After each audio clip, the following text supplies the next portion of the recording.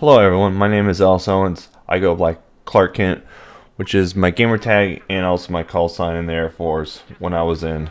And I've got a couple things I'm going to talk about. The first thing is, if you haven't noticed, we have a community mission, the first one that DICE would promise, and this time we got to get grab 10 million dog tags. And of what I've seen so far for our first day, we only grabbed 995,000. We didn't get a million.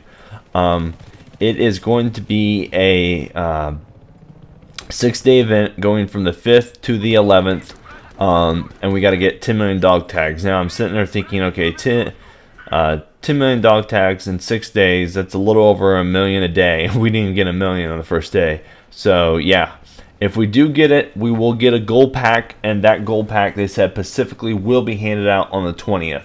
So a gold battle pack. So I'm really excited. So go out there, go get your melee, go try to get some melee kills. I was doing it last night, just trying to be, just challenging myself and just doing melee only kills. It was a lot of fails, but it was a lot of fun. I don't know what my friends were doing. So knife on. And also, I want to kind of talk about the January 30th patch, the end of January. There's a lot that DICE said that actually went on that didn't really. There's some stuff that went on that they did announce, and there's a lot of stuff behind the scenes that they did not tell us. So I want to go over that. Okay, so the first thing that we know that went was the DMRs.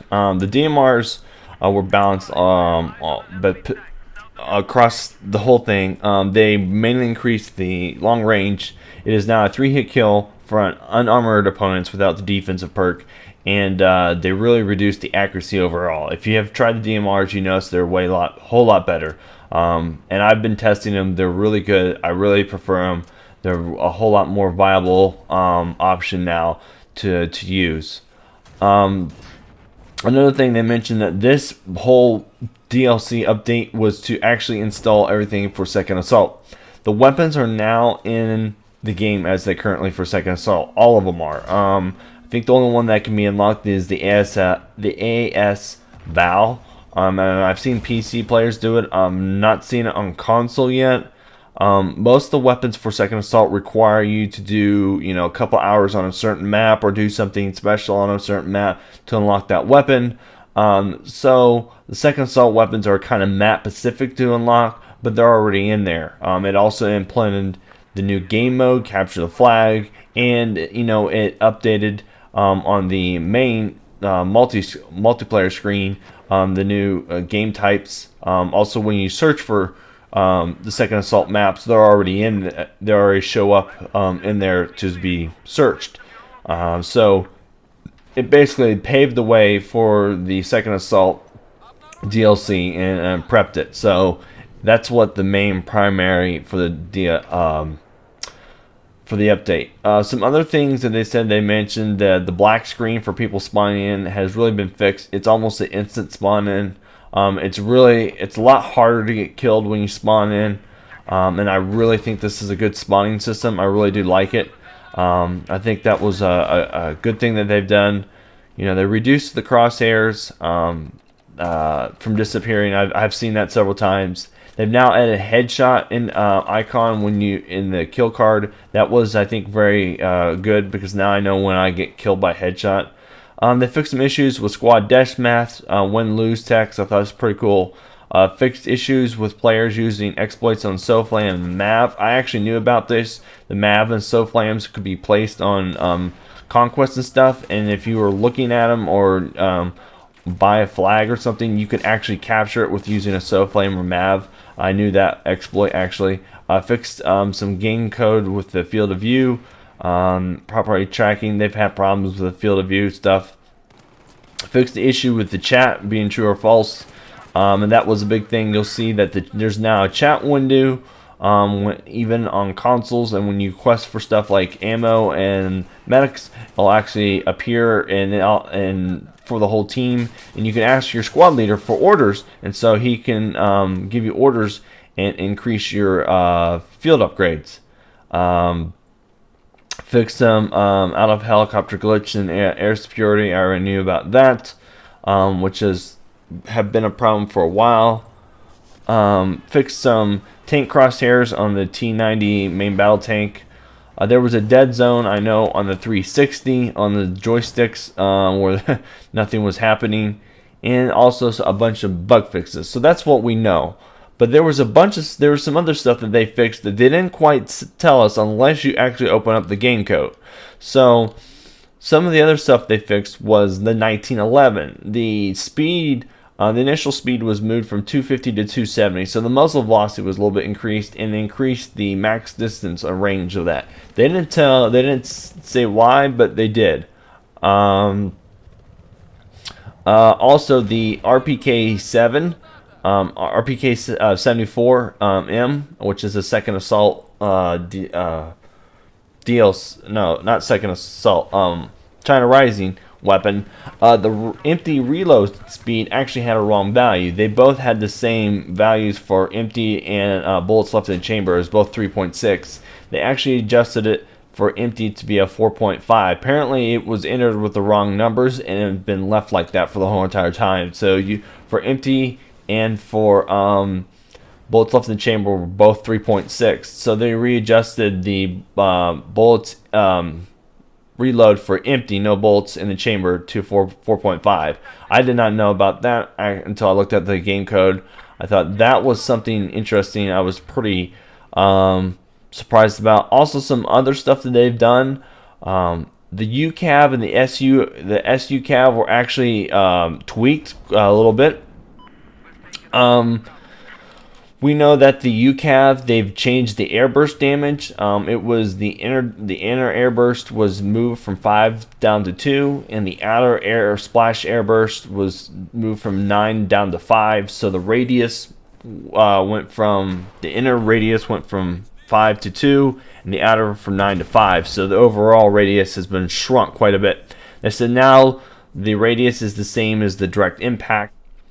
So the direct impact is the primary damage that is dealt to vehicles. So they have made the splash damage, which is, for infantry, they've got it matched to the same damage that is dealt to vehicles.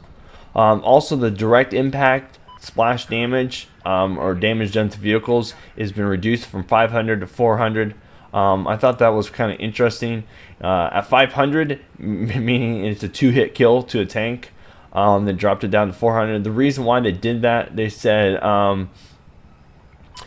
because most vehicles have a 500 health, meaning aircraft, helicopters, and jets. And the problem is when it hits an aircraft, it becomes a 1-hit kill without any multipliers associated to it. And so a lot of people were getting mad at it because they'd sit there, they'd open up a UCAV, fire it, they hit a helicopter, and it would just blow up instantly. So now when it hits it at 400, it does 80% of the health. So that was the main reason. Obviously, it's going to take 3 hits instead of 2 hits to kill a tank. They also tweaked the SUAV, the time to live, which should be a little bit how long it flies in the air, has been reduced to 60 down to 30, so it shouldn't be as long up in the sky. There's also a lot of changes to certain values, and there's been some question about this. They're not really sure what it means. The fire logic has been reduced. How long the hold time what we think it is, it's how long it holds the lock on, but how long it actually maybe holds the SOFLAM lock. So it was actually, the whole time was 3 seconds. It looks like it's been increased to about 10 seconds. So it might actually hold a longer longer lock, because it looks like once you acquire that lock from the SUAV, it only holds that SOFLAM lock for about 3 seconds. So you'd have to keep maintaining it, but typically the vehicle flies past it, so it's very hard to do that. There is some questions because actually the SUAV actually has a rate of fire. It looks like it might have been able to this is kind of a weird thing that they've changed. They reduced the rate of fire from 550 to 110. there's some questions about this. People are trying to figure out from DICE.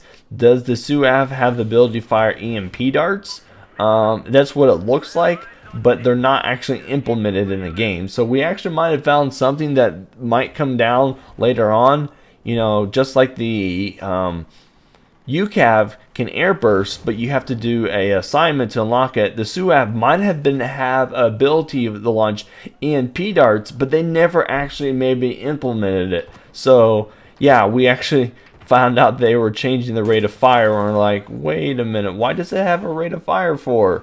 So wait, can it fire EMP darts? Because that's what it's listed as. Why was this never mentioned before, and why is it not in the game? So maybe DICE will actually bring that in. So that's something cool that we accidentally discovered in the recent patch. But one thing is duly noted about both of these.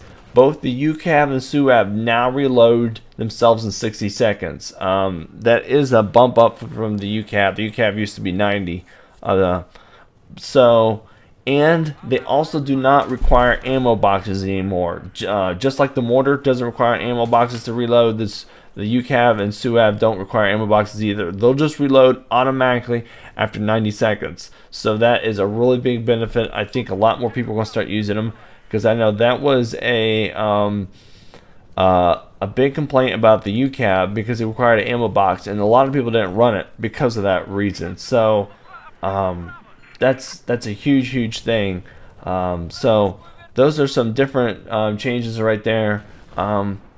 None of the pistol tweaks have come through. The MTAR 21, I know it has I know the damage is a little bit high. It didn't come through. There's none of the grenade tweaks came through, but none of the vehicle tweaks have come through. But this is a good start, so I'm glad to see this. So that's kind of the behind the scenes, what happened that DICE didn't tell us. Yeah, 1911 and RPK 74. I'm like, wow, I didn't even know that they were coming through. And that's not even the 1911 accuracy tweak that they have. That's not it. That's definitely not accuracy. That's just range and rate and muzzle velocity. So that's actually probably looks like they probably didn't input the accurate velocities when they originally launched the game. So yeah, so there were some interesting things that they just didn't tell us. I wish they did, but it's always good to open up the game code. But guys, I'm going to have the links down below if you want to look at the information yourself. I hope you guys enjoyed this video, and I will keep producing content. If you like it, would you subscribe to my channel? I do appreciate it. It does help me out, and I will catch you guys later. Bye.